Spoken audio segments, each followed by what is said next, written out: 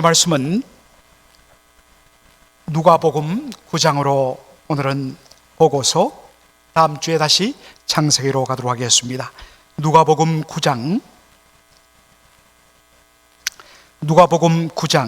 28절로 36절 말씀이 되겠습니다. 누가복음 9장 28절로 36절 우리 한 절씩 서로 저와 여러분이 교독하도록 하겠습니다. 28절 제가 먼저 읽습니다. 이 말씀을 하신 후 8일쯤 되어 예수께서 베드로와 요한과 야고보를 데리시고 기도하시러 산에 올라가사 기도하실 때에 용모가 변화되고 그 옷이 휘어져 광채가 나더라. 문득 두 사람이 예수와 함께 말하니 이는 모세와 엘리야라.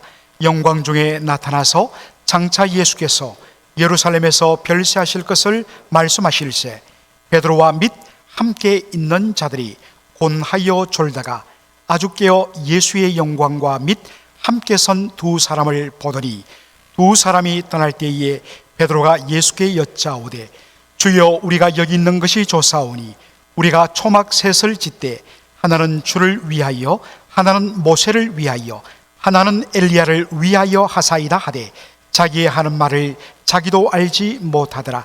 이 말할 즈음에 구름이 와서 저희를 덮는지라.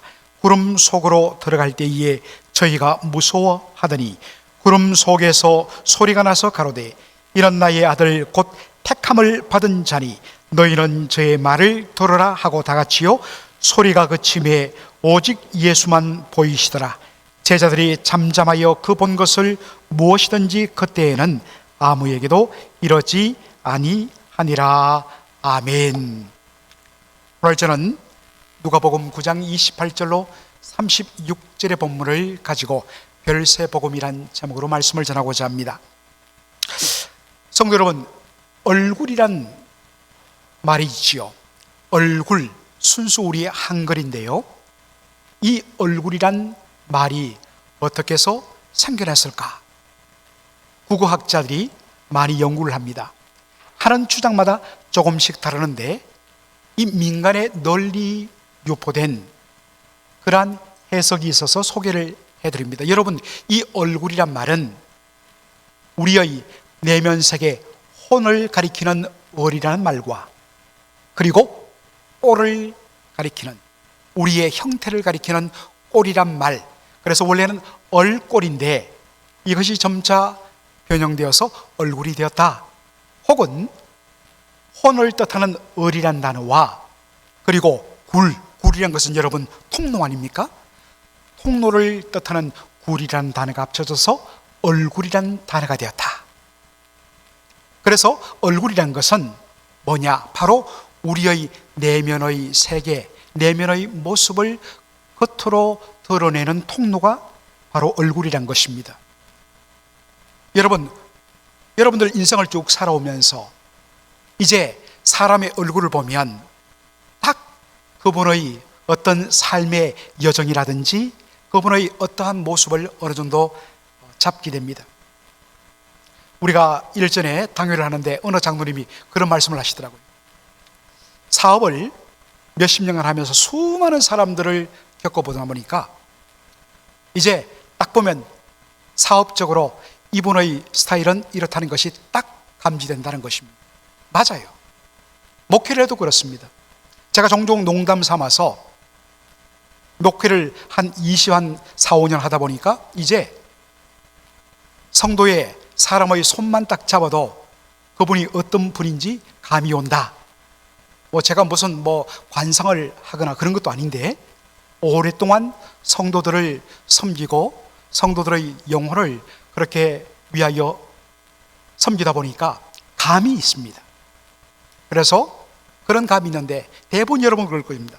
얼굴만 보면 그분의 어떠한 지금 심령의 상태를 여러분도 어느 정도 감지할 것입니다. 그런 의미에서 여러분들 거울을 자주 보실 필요가 있습니다. 보통 거울은 우리 여자분들이 화장을 하고 혹은 옷을 입고 잘 되었는지를 확인하는 용도로만 쓰는데 이것은 남녀를 벗어나서 얼굴을 보면서 요즘 내 얼굴이 왜 이렇게 굳어져 있지? 자신은 몰랐는데 거울을 보는 순간에 이상하게도 얼굴이 굳어져 있고 분노하는 모습일 경우에 여러분의 마음을 살필 필요가 있다는 것입니다. 이제 돌아가신 지 2년이 다 돼가는데 저의 스승인 손인식 목사님께서 늘 목회자들, 우리 부교육자들에게 강조한 말씀이 있습니다. 여러분, 거울을 보십시오. 그래서 이제 은퇴를 앞두고 있는 나도 거의 며칠마다 한 번씩 꼭 거울을 봅니다. 왜냐니까 자기도 모르게 굳어진 얼굴로 나가면 하나님의 은혜를 성도들에게 드러내는데 오히려 걸림돌이 된다는 것입니다. 그래서 거울을 보고 자신도 모르게 얼굴의 근육이 굳어져 있으면 지금 하나님께서 마음을 살피라는 사인으로 알고 기도하며 엎드리며 주의 은혜로 충만하여서 그 모든 표정까지도 부드럽게 자신은 하고 있다고 하면서, 그래서 항상 거울을 보고 근육이 굳어졌으면 마사지를 하고, 그리고 꼭 이렇게 미소 짓는 연습을 하도록 본인도 하신다면서 그렇게 권면을 하셨습니다. 그래서 저도 함께 동역하는 교육자들한테 자주 그렇게 부탁을 한 적이 있습니다. 그런 의미에서 여러분들 거울을 꼭 한번 보시기 바랍니다. 성경에 보면 얼굴과 관련되어서 소개되는 사람이 두 사람 나옵니다. 물론 그 이상도 되겠지만 특별히 주목할 사람은 두 사람인데, 첫 번째 케이스는 바로 모세입니다. 출애굽기 34장을 보시면 34장 29절로 30절 말씀, 모세가 그 증거의 두 판, 바로 십계명 두 돌판을 말합니다. 두 판을 자기 손에 들고 시내산에서 내려오니, 그 산에서 내려올 때 모세는 자기가 여호와와 말씀하였음을 인하여 얼굴 꺼풀에, 얼굴 피부에 광채가 나나 깨닫지 못하더라.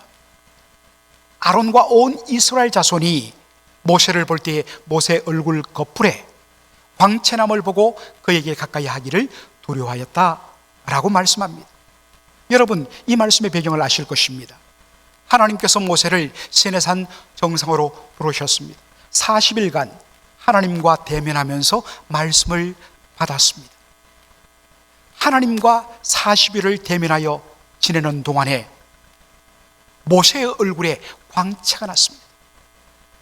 본인도 몰랐는데 사람들이 자신의 모습을 본 순간에 두려워하는 것이었습니다. 그래서 그 후로부터 모세는 사람들을 대할 때는 얼굴에 바로 이렇게 수건으로 가려서 사람과 대화했다라는 말씀이 나옵니다. 두 번째 케이스는 스데반입니다. 몇 달 전에 제가 스데반에 대해서 말씀을 드린 적이 있는데, 사도행전 6장 15절에 보니까 공회 중에 앉은 사람들이 다 스데반을 주목하여 보니 그 얼굴이 어떻게 되었어요? 천사의 얼굴과 같았더라. 여러분, 이 말씀의 배경이 무엇입니까? 스데반이 열심히 복음을 전하다가 유대인들에 의해서 붙잡혀서 지금 공회 앞에 끌려왔습니다. 이 공회란 것은 사내들인 공의회를 뜻합니다. 그 당시 유대인의 최고 사법기관인 사내들인 공회에 끌려왔습니다. 우리로 말하면 바로 법정에 끌려온 것이죠. 그리고 여러분, 잠시 후에 어떤 일이 벌어지죠? 성난 유대인 군중에 의해서 스데반은 비참하게 처참하게 돌에 맞아 죽는 일이 일어납니다. 바로 그 살벌한 분위기 속에서 자기를 향하여 죽일 듯이 으르렁거리는 사람들 앞에서 스데반이 얼굴이 천사의 얼굴과 같이 되었더라라고 말합니다. 어떻게 해서 이렇게 되었을까요? 사도행전 7장 55절을 보면 이렇게 말합니다. 스데반이 성령이 충만하여, 스데반이 성령이 충만하여, 성령이 충만하니까 그의 마음속에 두려움과 공포가 사라지고 분노하는 사람들 앞에서도 그의 얼굴이 천사같이 그렇게 변화된 것입니다. 참 우리가 사모하죠.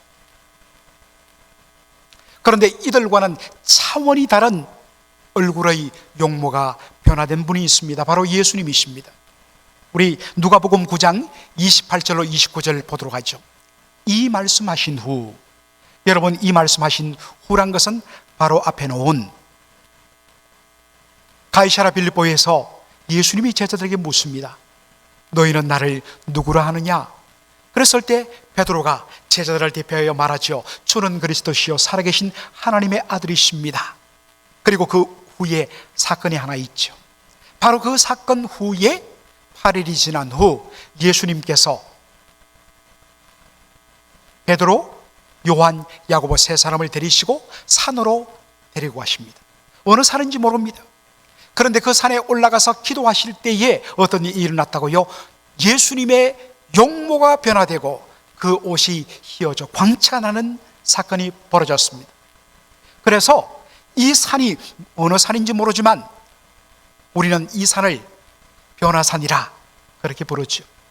그래서 한국에 가면 기도원들이 있는데 그 중에 변화산 기도원이라는 이름을 가진 기도원들이 여러 곳 있습니다. 산에 올라가 기도하는 중에 예수님의 용모가 변화되었다. 그 옷이 휘어져 광채가 났다. 동일한 사건을 기록한 마태복음 17장 2절에는 이렇게 되어 있습니다. 저희 앞에서 변형되사 그 얼굴이 어떻게 되었습니까?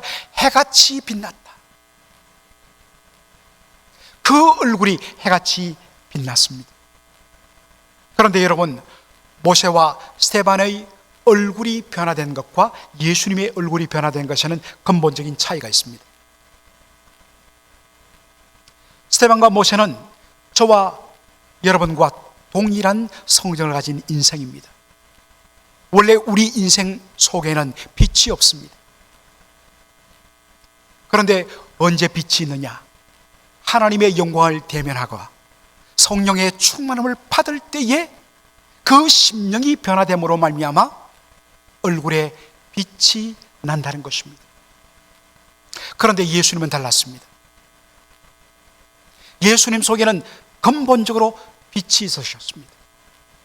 그분은 근본 하나님의 본체요 하나님의 영광의 광채라고 히브리서 1장 3절은 말합니다.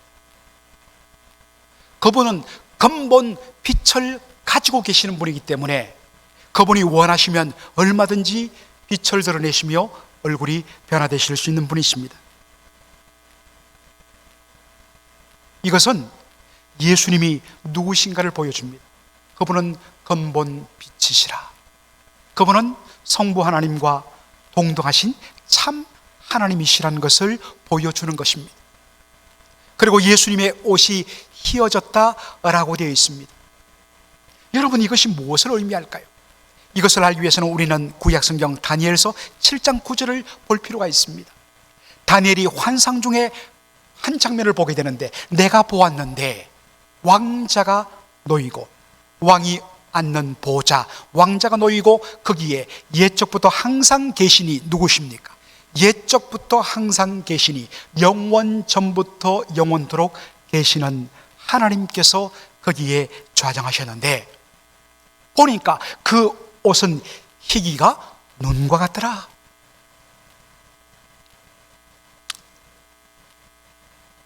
여러분, 이 환상이 무엇을 보여주십니까? 이것은 우리 하나님이 얼마나 거룩하신 분인가를 보여주는 하나의 상징입니다. 그런데 이 모습을 요한계시록 1장에서 바로 부활 중에 영광 중에 계신 예수님을 묘사하는 표현으로 씁니다. 그렇다면 산에서 기도하는 중에 예수님의 옷이 휘어져 광채가 났다는 것은 무엇을 의미할까요? 바로 예수님이 영광스럽고 거룩하신 디바인 빙, 신적인 존재, 성부 하나님과 동등하신 영광의 주님이란 것을 보여주기 위한 것입니다. 예수님의 얼굴에 광채가 나고 예수님의 옷이 휘어져 빛이 났을 때에 이것을 본 제자들의 심정이 어땠을까요? 아마도 그 영광스러움에 압도되었을 것입니다. 그런데 그들 눈앞에 또 한 장면이 나옵니다. 예수님 앞에 두 사람이 나오는데 누가복음 9장 30절에 문득 호련히 두 사람이 예수님과 함께 만나는 것을 보는데 두 사람은 모세와 엘리야였다 했습니다. 구약의 율법을 대표하는 모세와 선지자를 대표하는 엘리야, 바로 구약을 대표하는 두 인물 모세와 엘리야가 예수님께 나와 말하였다라고 되어 있습니다.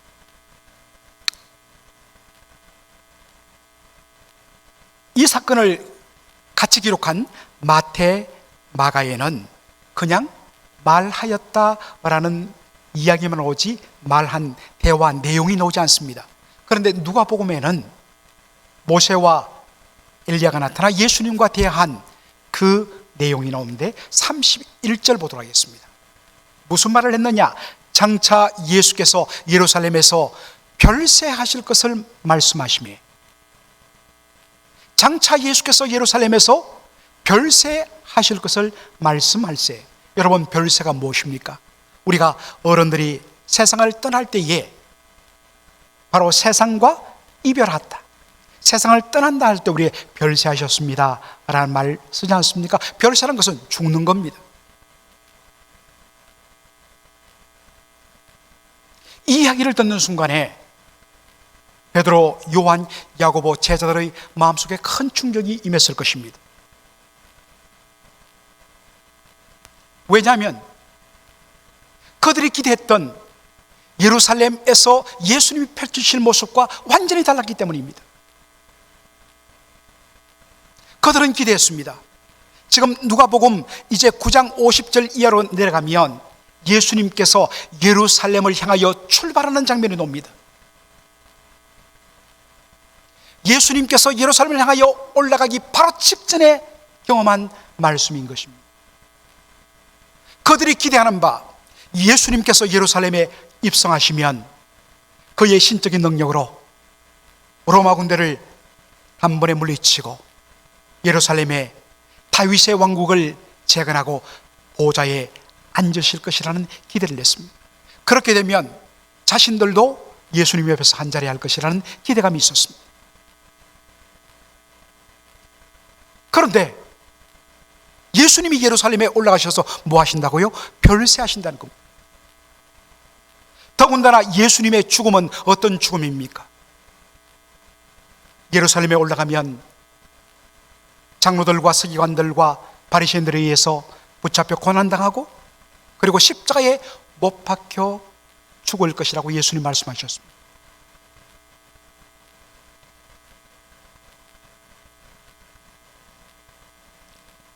여러 번 말씀드리지만 유대인들에게 있어서 십자가는 바로 저주의 상징이었습니다. 신명기 21장 23절에 무슨 말씀이 있습니까? 나무에 달린 자는 하나님께 저주를 받았습니다. 이것이 유대인들의 머리를 채우고 있었습니다. 나무에 달리는, 십자가에 못 박혀 죽는 것은 하나님께 저주받고 버림받는 죽음이라는 것입니다.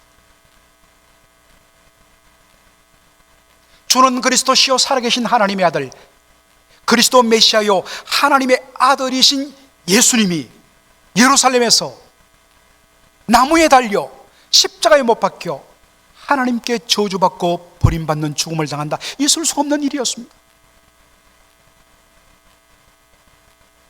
바로 그때 하늘에서부터 하나님의 음성이 들리죠.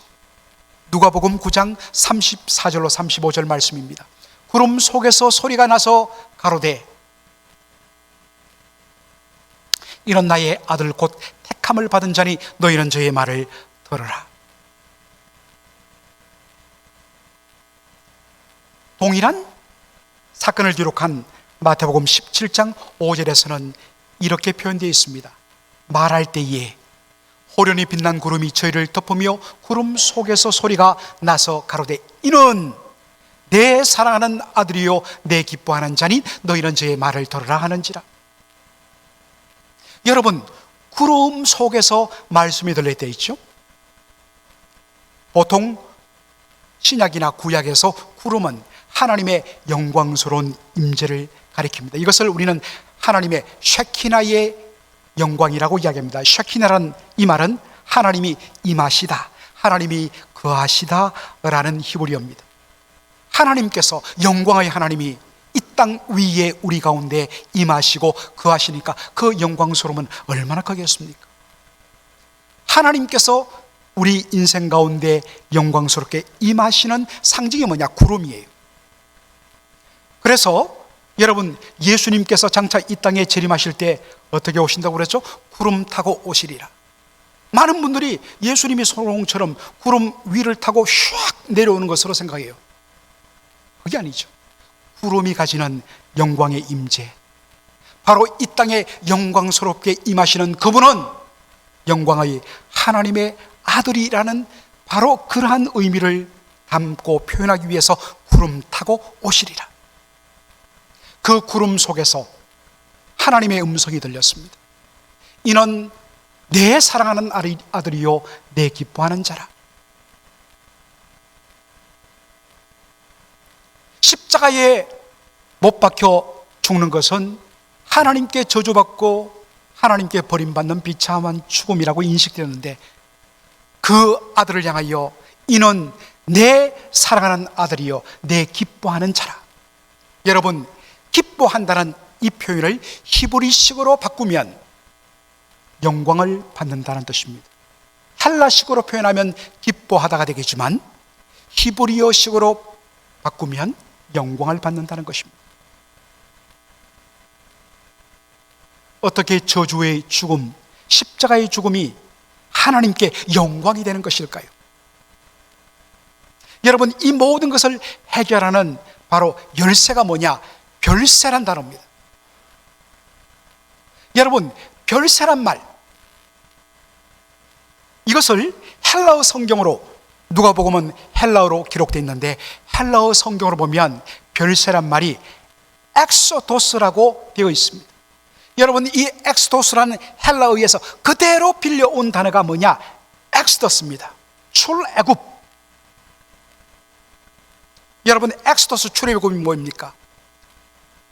애굽 땅에서 종되었고 노예 생활하던 이스라엘 백성들이 그 노예의 속박에서 벗어나 자유와 해방을 얻고 애굽 땅을 떠나가는 약속의 땅으로 출발하는 것이 뭡니까? 엑소더스입니다.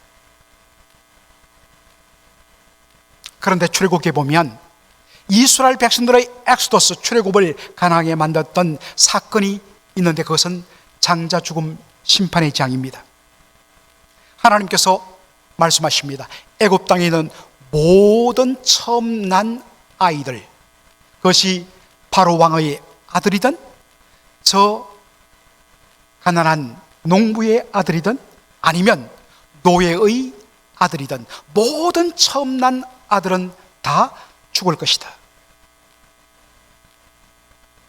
그러나 하나님께서 이 심판에서 살 길을 열어주셨습니다. 그것은 흠없는 1년 된 어린 양을 잡아서 그 피를 문 설주와 문 임방과 좌우 설주, 그러니까 문을 뺑 돌아가면서 그 피를 뿌린 후에 그 문 안으로 들어가 그 밤에 머물면 하나님께서 온 애굽 땅의 처음 난 자들을 다 심판하러 임하실 그때에 그 어린 양의 피를 보면 그 집을 넘어감으로 죽음의 심판을 면할 것을 말씀하셨습니다.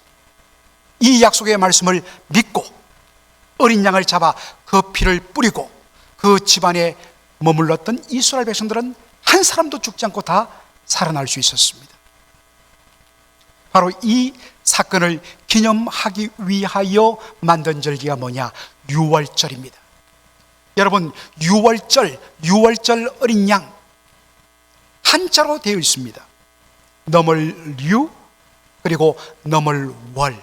하나님께서 어린 양의 피를 보고서 그 집에 죽음의 심판을 내리지 않고 그 집을 넘어가셨다 해서 영어로 pass over이라고도 말하는 것입니다.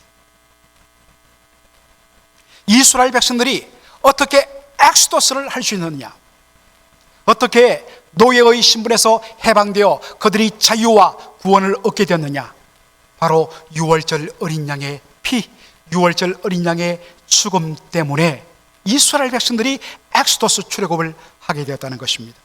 모세와 엘리야는 예수님께서 예루살렘에서 십자가에 달려 죽는 죽음을 엑소더스의 죽음이라고 이야기합니다. 예수님이 누구십니까? 사도 요한이 말합니다. 세례 요한이 말합니다. 보라, 세상 죄를 증언한 하나님의 어린 양이로다. 그 옛날 이스라엘 백성들의 엑소더스 출애굽을 위하여 유월절 어린 양이 죽임당하고 피흘림 당함으로 출애굽을 이루었듯이 세상 죄를 증언한 하나님의 어린 양 예수 그리스도께서 흘리신 피로 말미암아 우리가 죄와 사망으로부터 엑소더스, 영적인 출애굽 구원을 우리가 맛보게 된 것입니다. 그러므로 고린도전서 5장 7절에 바울은 예수님의 십자가 보혈을 이렇게 해석합니다. 우리의 유월절 양. 그 당시 출애굽 때 죽임당했던 유월절 어린 양은 무엇을 가리키냐? 장차 우리를 죄와 사망의 속박으로부터 엑소더스 출애굽을 시킬 예수 그리스도, 그분을 가리킨다. 그래서 우리의 유월절 양 곧 그리스도께서 우리를 위하여 희생이 되셨느니라 라고 말합니다. 이 현장에서 이 말씀을 받고 그 말씀 속에 온전히 지배를 당했던 베드로가 그의 말년에 뭐라고 고백합니까? 베드로전서 1장 18절로 19절 보니까 너희가 알거니와 너희 조상의 유전한 망령된 행실에서 구속된 것은 은이나 금같이 없어질 것으로 된 것이 아니요 오직 흠없고 점없는 어린 양 같은 그리스도의 보배로운 피로 한 것이니라 라고 고백을 합니다. 예수님 변화산에서 보여주셨듯이 그분은 근본 하나님의 본체십니다. 근본 하나님의 영광의 광채십니다. 그분은 거룩하신 신적인 존재십니다. 영광의 주님이십니다. 그런데 그분께서 저와 여러분의 엑소더스를 위하여 우리를 죄와 사망의 흑암의 권세로부터 건져내어 그분의 아들의 나라로 옮겨 주시기 위하여 십자가 죽음, 엑소더스의 죽음을 당하셨다는 것입니다. 이 놀라운 구원의 은혜를 가장 감격적으로 고백한 찬송이 있습니다. 찬송가 138장입니다. 아이작 와츠라는 18세기 너무나도 귀한 믿음의 사람이 만든 찬송 가사입니다. 만왕의 왕 내 주께서 왜 고초당했나? 이 벌레 같은 날 위에 그 보혈을 흘렸네. 주 십자가 못 박힘은 속죄함 아닌가? 그 긍휼함과 큰 은혜 말할 수 없도다. 주의 십자가, 그 저주의 십자가가 바로 나와 여러분을 향한 엑소더스의 죽음이었다는 것을 발견한 사람만이 할 수 있는 고백입니다. 그런 은혜를 맛본 사람이 마땅히 가져야 할 고백에 대하여 아이작 와츠는 3절에서 이렇게 고백합니다. 널 울어도 그 큰 은혜 다 갚을 수 없네. 나 주님께 몸 바쳐서 주의 일 힘쓰리. 여러분, 이것이 저와 여러분이 동일하게 고백해야 할 찬송입니다.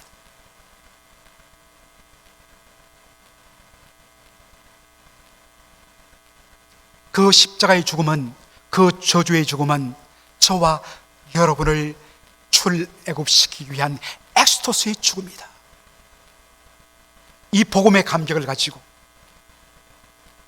주님을 위하여 힘있게 살아가는 저와 여러분의 삶이 되기를 주의 이름으로 축원합니다. 아멘. 기도하겠습니다.